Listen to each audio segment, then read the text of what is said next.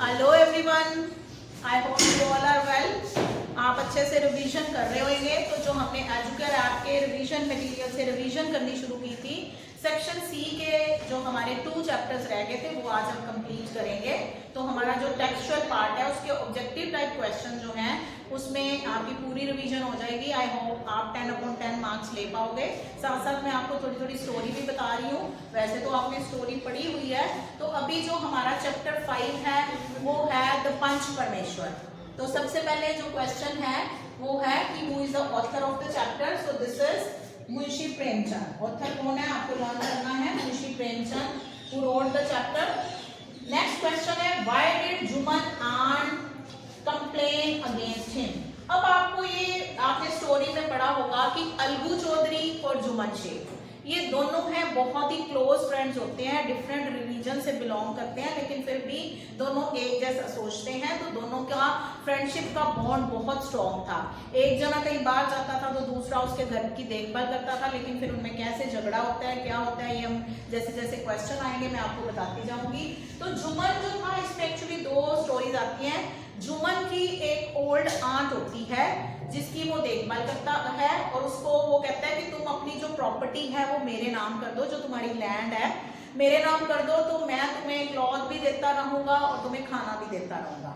पहले तो वो ऐसे कहता है, लेकिन जब वो उसकी ओल्ड आंट अपनी प्रॉपर्टी उसके नाम कर देती है तो वो उसको खाना देना भी बंद कर देता है, कपड़े भी नहीं देता है। तो वो फिर उसकी ओल्ड आंट पंचायत के पास जाती है, उसके अगेंस्ट कंप्लेन करती है। तो फिर पंचायत उसको कहती है कि तुम अपना एक हेड पंच चुन लो। तो अलगू को चुनती है। तो अलगू क्या है, जब पंच की पोस्ट पे जाता है तो वो बायस नहीं होता है, अनबायस्ड होके वो निष्पक्ष न्याय देता है जो कि जुमन के अगेंस्ट होता है। तो ये स्टोरी है उसकी आंच वाली।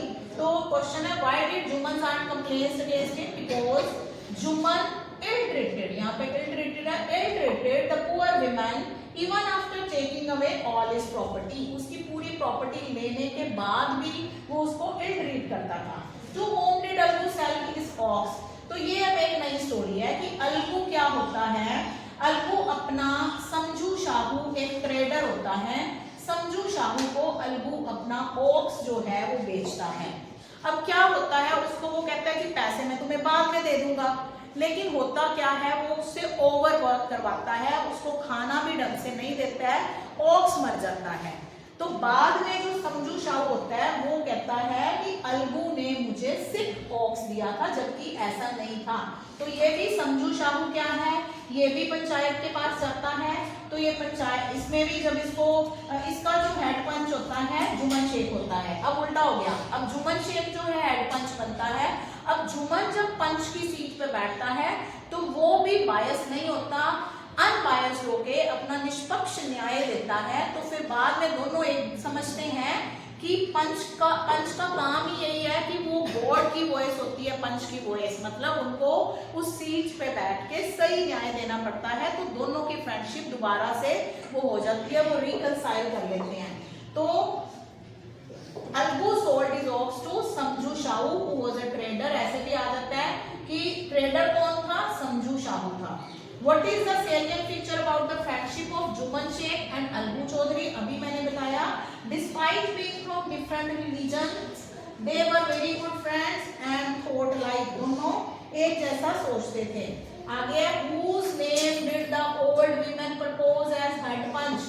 किसका नाम दिया? क्योंकि जुमन उसको तंग कर रहा था तो उसने हेड पंच के तौर पर, ये आपने याद रखना है कि वो जुमन की आंट थी, तो जो दूसरा उसका फ्रेंड था उसको उसने क्या किया, हेड पंच चुना।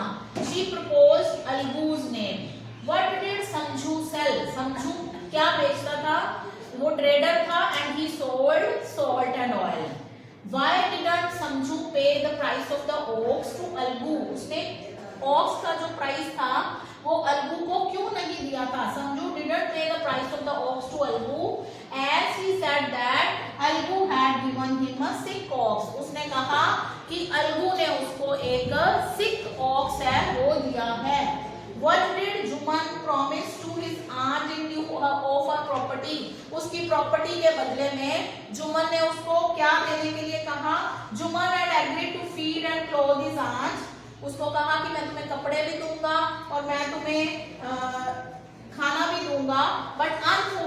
Unfortunately he had not kept his word, उसने अपना जो प्रॉमिस था वो पूरा नहीं किया। How did Juman Sheikh become the enemy of his friend Algu Chaudhary? Juman Sheikh Algu Chaudhary का एनिमी था, वो कैसे बना? Because despite being his friend, Algu stood up by the truth and gave his decision against Juman. ये मैंने पहले ही बताया कि अनबायस्ड होके, वो निष्पक्ष होके उसने अपना जो डिसीजन था वो जुमन के अगेंस्ट दिया। Was Algu interested to become the head punch and why? No, because he didn't want to spoil his friendship। अब क्या था कि जुमन की आंट थी, उसने अलगू का नाम प्रपोज तो कर दिया, लेकिन अलगू एक्चुअल में हेड पंच नहीं बनना चाहता था, क्योंकि उसको पता था कि जुमन है वो ही इज रॉन्ग, तो मैं उसके अगेंस्ट डिसीजन दूंगा तो जो मेरी फ्रेंडशिप है वो उसके साथ स्पॉइल हो जाएगी, मेरी जो फ्रेंडशिप है वो ब्रेक हो जाएगी। Was Jumman and Algu's friendship revive in the end? Jumman और अलगू की जो फ्रेंडशिप थी बाद में वो दोबारा फ्रेंड्स बन गए। Yes, they became friends again in the and. What was the name of जुमन्स wife? Juman की वाइफ का क्या नाम था? Kariman. Why was the punch referred to as परमेश्वर? पंच को परमेश्वर क्यों कहा गया है? Because the people thought that God speaks through a punch lip। God जो है पंच के लिप के थ्रू जो है वो बोलता है, and for them their punch is equivalent to God। उनके लिए जो पंच है वो परमात्मा के बराबर ही है। Who spoke the words? God knows how long the old woman will live। कौन कहता है कि परमात्मा को पता है कि ओल्ड woman है वो कितनी देर तक जिंदा रहेगी? तो ये जुमन शेख की वाइफ ने जो है ये वर्ड्स बोले थे। Why was Juman sure that he would win the case at the panchayat? Juman क्यों श्योर था कि वो पंचायत में केस जीत जाएगा? Because he knew that there was no one in the village whom he had not obliged। क्योंकि उसको पता था कि गांव में कोई भी ऐसा बंदा नहीं है जिसको उसने oblige ना किया हो, जिसका उसने काम कोई ना किया हो। What did Juman want from his aunt? Juman wanted to have her property in his name। Juman क्या था? अपने नाम पे प्रॉपर्टी करना चाहता था। Did old aunt decide to take the land back? Old aunt ने डिसाइड किया कि वो जो प्रॉपर्टी है वो वापस ले लेगी? नो, उसने तो कभी नहीं कहा था कि मुझे प्रॉपर्टी वापस दे दो, क्योंकि उसको तो सिर्फ कपड़ा चाहिए था, खाना चाहिए था बस। No, she never demanded her land back. Filling the blanks है, old aunt transfer dash bighas of land to Jumman. कितने बीघा लैंड उसने जुमन को ट्रांसफर करी? 3 या 5? तो दिस इज 3 बीघा लैंड जो थी उसने ट्रांसफर करी थी। समझू शाहू वाज पहले भी आ चुका है, ट्रेडर था। The ox sold to समझू died due to illness से वो मरा या overwork से? तो he died due to overwork। Friendship of dash and dash revived in the end। किसकी जो फ्रेंडशिप थी वो एंड में रिवाइव हो गई थी? जुमन शेख और अलगू की। The panchayat met dash in समझू's case। Panchayat समझू के केस में कहाँ मिली थी? Under a tree। आगे ट्रू फॉल्स है। The पंच परमेश्वर depicts the picture of an ideal panchayat. This is true। पंच परमेश्वर आइडियल पंचायत की पिक्चर को दिखाता है। This is true।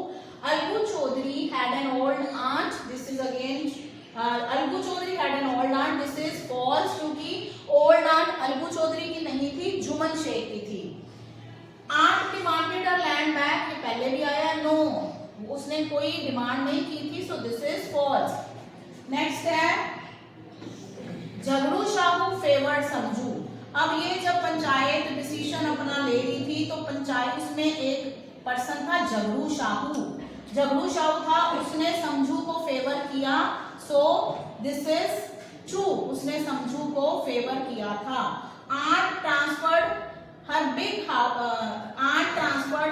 House to Jumman. Aunt ने अपना बड़ा घर था वो जुमन को ट्रांसफर कर दिया था, तो दिस इज फॉल्स, क्योंकि उसने अपना बिग हाउस नहीं ट्रांसफर किया था, उसने जो अपनी लैंड थी वो ट्रांसफर करी थी। सो दिस इज। तो अभी हम लास्ट चैप्टर कर रहे हैं, जो हमारा एक चैप्टर रह गया है, ये है द पीजेंट्स ब्रेड।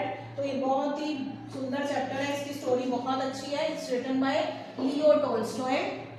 तो पहला क्वेश्चन है, where did the peasant go early in the morning? तो ये है टू प्लो हिज फील्ड। इसमें एक पीजन की एक्चुअली कहानी है, बहुत ही सीधा साधा किसान होता है, लेकिन डेविल ने क्या होता है अपने एक इम्प भी मतलब आप उसको कह सकते हो कि छोटा डेविल, उसकी ड्यूटी लगाई होती है कि तुमने किसी ना किसी तरह से इस किसान को बुरे काम करने के लिए प्रेरित करना है।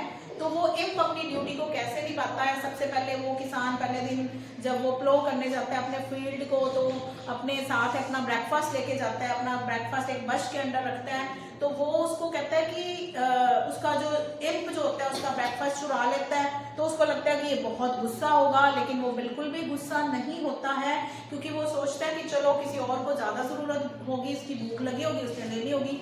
फिर उसको कैसे वो सजेशन देता है, कितने कैसे उसके पास ज्यादा पैसे आते हैं, क्रॉप्स उसकी ज्यादा हो जाती हैं। फिर उसको कहता है कि तुम इससे शराब बनाओ, वोडका बना के, वो अपने फ्रेंड्स को बुला के कैसे बिहेव करता है, वो सारा इस स्टोरी में है। तो नेक्स्ट क्वेश्चन है, did the peasant get angry when he found his breakfast stolen? जब उसका ब्रेकफास्ट स्टोलन हो जाता है, चोरी हो जाता है, तो नाराज होता है? No. What was the effect of vodka on peasant's guest? जब वो वोडका पीते हैं पीजेंट के गेस्ट, तो उसमें क्या इफेक्ट पड़ता है? दे बिहेव्ड लाइक वाइल्ड एनिमल्स, वो वाइल्ड एनिमल्स की तरह बिहेव करते हैं। Who were invited by the peasant? वो किसको इनवाइट करता है? His wealthy friends, अपने wealthy friends को इनवाइट करता है। What was the business of an imp? Imp का क्या बिजनेस था? The imp's business was to make a man do wrong, कि आदमी कुछ ना कुछ गलत करे। ये जैसे कि मैंने आपको पहले ही बताया है, MCQs में है। The story is written by Leo Tolstoy, बता दिया है। The peasant hid his breakfast, उसने अपना ब्रेकफास्ट कहाँ छिपाया? इसमें ऑप्शन है under a table, in the almirah, in the locker, under a bush. तो right option is under a bush. Next है, after drinking the first glass of vodka guest started acting like. जब उन्होंने guest जो उसके थे उन्होंने first glass पिया vodka का, तो उन्होंने कैसे बिहेव करना शुरू कर दिया? तो they started behaving like foxes, तो उन्होंने फॉक्सेस की तरह बिहेव किया। The devil came to the dash, devil कहाँ पे आया? इसमें आपके पास ऑप्शंस दी हुई हैं, पीजेंट के घर पे, इम्प के घर पे, ग्रोसरी हाउस पे या लैंडलॉर्ड के हाउस में। तो राइट ऑप्शन इज पीजेंट्स के हाउस में। द इम्प वॉज सिटिंग, ये वॉज सिटिंग है। The imp was sitting, imp खुद कहाँ बैठा था? उसका ब्रेकफास्ट तो पड़ा था, खुद वो कहाँ बैठ गया? Behind the bush. अब उसके बाद फिलिंग द ब्लैंक्स है। The devil threatened the imp that he would be thrown into the holy water, क्योंकि जब पहली बार इम्प ने काम किया और एंग्री नहीं हुआ पीजेंट, तो डेविल ने उसको कहा कि he would be thrown into holy water. The second year the imp advised the peasant to sow his crops on the dash. अब ये आपको फर्स्ट ईयर भी लर्न करना है। सेकेंड ईयर में उसने कहा कि तुम हिल पे उगाओ, तो फर्स्ट ईयर में कहा क्या हुआ था कि सब जितने भी लोग थे उन्होंने अपनी फसलें की। अब ये याद आपको करना है कि फर्स्ट ईयर में सब लोगों ने अपनी फसलें हिल पे उगाई, और जो इम्प था उसने पीजेंट को कहा नहीं, तुम क्या करो, लो लाइंग एरिया पे अपनी फसलें उगाओ। ये फर्स्ट ईयर में उसको कहा गया। तो फर्स्ट ईयर में सबने हिल पे उगाई और पीजेंट ने लो लाइन एरिया में उगाई, और उसकी फसलें बहुत ज्यादा अच्छी हुई।